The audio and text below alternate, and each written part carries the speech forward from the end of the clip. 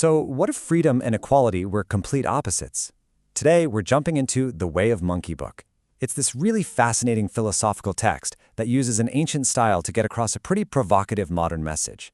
At its core, it argues that the supreme law of nature is freedom, even if that leads to some, well, pretty uncomfortable conclusions.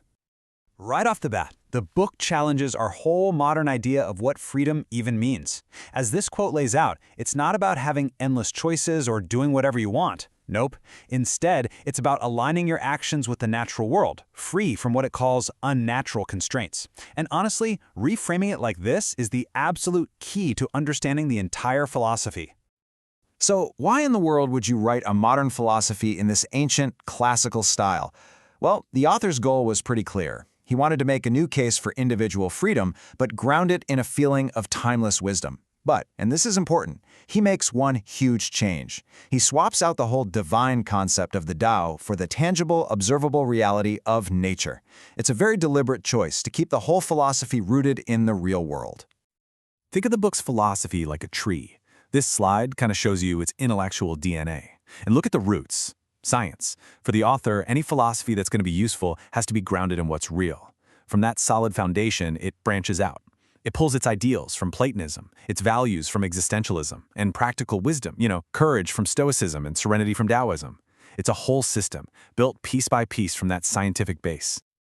Okay, so now that we've got the philosophical building blocks, we can get to the core arguments of the book.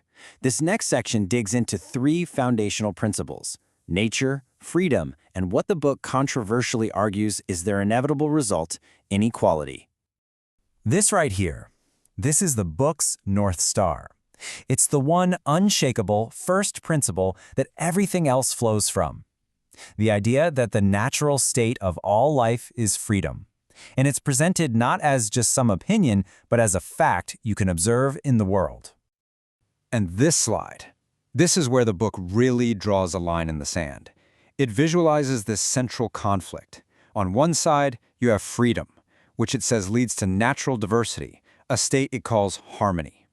On the other side, the pursuit of equality is shown as this artificial, unnatural conformity that needs constant external control to even exist, which, it argues, only creates disharmony. To make these points crystal clear, the book gives us the super simple parable of a lawn. Think about it. A wild meadow is diverse, it's full of different life, and it thrives all on its own. But to create a perfectly uniform, equal lawn, what do you have to do? You have to constantly cut it, an act the book frames as literally harming nature, just to satisfy a human's idea of what order should look like. Now contrast that lawn with a forest. Here, inequality is presented as a good thing, as a symbiotic system. Yeah, the tall trees get the most sun, but in doing so, they create the shade that the moss on the forest floor needs to live. And then the moss helps keep water in the soil, which helps the trees. The big takeaway here is that their inequality actually creates a system where they can both thrive together. Okay, so lawns, forests, how does any of this apply to us? Well, the book takes these exact same principles and uses them to analyze human society, often through these simple but really powerful little stories. Now, to really get the book's social critique, you've got to know its two key labels for pretty much any interaction. A relationship is either symbiotic, meaning it's mutually beneficial, or it's parasitic, where one party gets ahead by hurting the other. The author uses this lens to judge, well, pretty much everything. This parable of the shepherd puts that whole theory into practice. It starts with a classic symbiotic relationship. The shepherd protects the sheep, and in return, he gets their wool. Simple. But then, as the story goes, some outsider, a foolish man, comes along, declares this unequal, and forbids the exchange. Without the shepherd's protection, the sheep start to suffer. The attempt to fix this by then enslaving the shepherd just leads to a total collapse. And in the end, who gets the blame? The shepherd, of course. And the book's critique doesn't stop there. It even extends to democracy. It asks this really stark question. In a vote that's 51 to 49%, what happens to that 49%? Well, they're forced to live under a system they explicitly rejected. The book doesn't frame this as representation. It calls it the tyranny of the many against the one. So if freedom is the ultimate good, what's the catch? Right? There's always a catch. Well, the book argues that freedom is definitely not an easy path. It comes with a non-negotiable price tag, responsibility. And accepting that price leads to some very, very difficult trade-offs for society. This analogy of the two cats perfectly illustrates that trade-off. You've got the feral cat. It has total freedom, but with that comes total responsibility for its own survival. On the other hand, you have the house cat. It has safety, security, food, but it has traded its freedom for it. It lives under the authority of its owner. The book's point is simple. You cannot have freedom without responsibility. They're a package deal. Now, the book applies this principle that responsibility and authority are fundamentally linked to all structures in society. And next, we're going to see how it extends this exact same logic to one of the most fundamental structures of all, the family. Okay, so this is a direct quote from the text, and it's where the philosophy gets its most prescriptive and for many its most controversial. Applying that exact same logic of the cats, it frames gender roles within the family as another one of these symbiotic relationships, defining very specific responsibilities and authorities for each party. The book actually presents this model as the just and balanced way of nature, a direct logical consequence of its core principles. Zooming out a bit, the book argues that any society built around a core value has to accept the trade-offs that come with it.